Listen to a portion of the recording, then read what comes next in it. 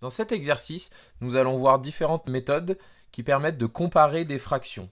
Donc la première chose à faire est d'essayer de transformer une des deux fractions pour obtenir des fractions au même numérateur ou de même dénominateur comme vu dans l'exercice référence numéro 29.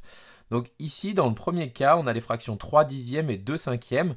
On voit qu'une fraction de dénominateur 5 peut facilement être transformée en fraction de dénominateur 10 en multipliant par 2. Donc on fait la transformation 2 cinquièmes en multipliant par 2 le numérateur et le dénominateur.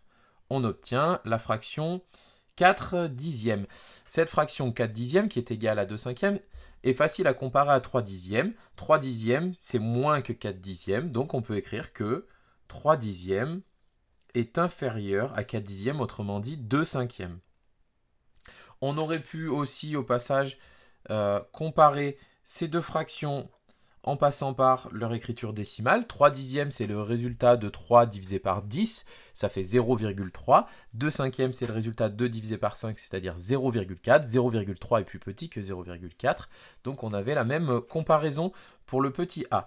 Pour le petit b, on a 12 dixièmes et 4 tiers. Il est difficile ici de trouver un coefficient pour passer de 3 à 10. Par contre, pour passer de 4 à 12, il suffit de multiplier par 3.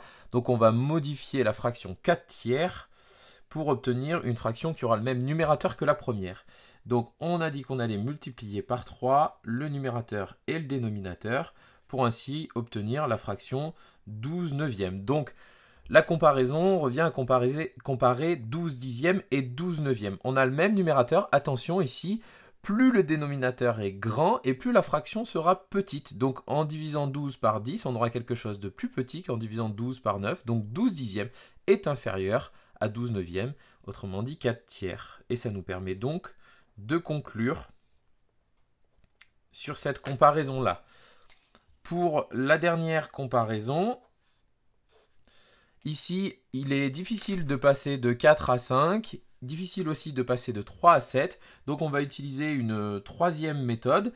Ici, ces fractions peuvent être comparées à 1. 7 cinquièmes, 7 étant plus grand que 5, on va avoir une fraction qui nous donnera une valeur supérieure à 1, car 7 est plus grand que 5.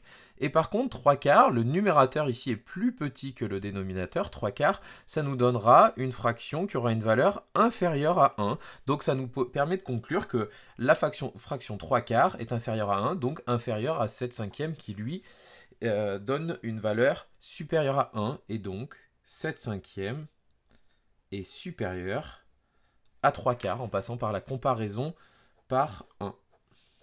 Voilà pour ces comparaisons. Dans la deuxième partie de l'exercice, on nous demande de placer les fractions sur la demi-droite graduée qui est graduée de sixième en sixième. On peut le vérifier ici. 0, 1 sixième, 2 sixièmes, 3 sixièmes, 4 sixièmes, 5 sixièmes, 6 sixièmes. Donc pour placer le 8 sixième, c'est assez facile. On a dit qu'on était ici déjà à une unité qui vaut 6 sixièmes, 7 sixièmes, 8 sixièmes. Donc la fraction 8 sixièmes, on peut la placer ici. Pour placer la fraction 5 tiers, il va falloir transformer cette fraction pour qu'elle ait un dénominateur égal à 6 pour nous faciliter le travail. Donc je l'écris là en dessous. 5 tiers, pour obtenir une fraction qui est égale et qui a un dénominateur 6, on voit qu'il va falloir multiplier par 2. Donc on fait la même chose pour le numérateur et on obtient 10 sixièmes. Et 10 sixièmes, on peut le placer 8 sixièmes, 9 sixièmes, 10 sixièmes. Donc ici, on aura la fraction 10 sixièmes, autrement dit 5 tiers. Même chose pour 15 18e.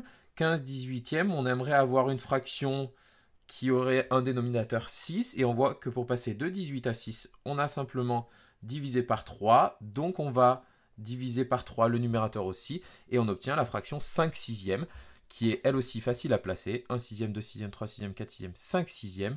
Et donc ici, on va retrouver la fraction 5 sixièmes, autrement dit la fraction 15 18e. D'avoir placé ces fractions sur cette demi-droite graduée nous permet au passage de comparer les fractions, car plus on est proche de 0, plus on est petit, et plus on est vers la droite, et plus on est grand. Donc on peut dire que 15 18e est inférieur à 8 sixièmes, qui est inférieur à 5 tiers. Ils sont rangés ici de gauche à droite dans l'ordre croissant. Voilà pour ces comparaisons.